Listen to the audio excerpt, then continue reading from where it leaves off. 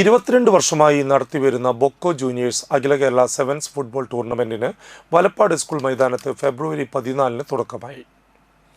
CC മൂന്നൻ MLA ഉദ്ഘാടനം ചെയ്തു. സംഘാടക സമിതി ചെയർമാൻ ലാൽ കച്ചിലം അധ്യക്ഷത വഹിച്ചു.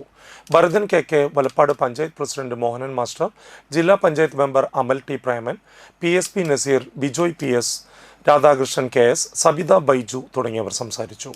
കോർഡിനേറ്റർ KS മണികണ്ഠനെ CC മൂന്നൻ MLA പൊന്നാടയണിച്ച് ആദരിച്ചു. വാശിയേറിയ ഉദ്ഘാടന മത്സരത്തിൽ 2 ഗോളുകൾക്ക് റെഡ് ബേക്കറി തൃശൂരിനെതിരെ ഡാനിയൽ FC തൃശൂർ വിജയിച്ചു.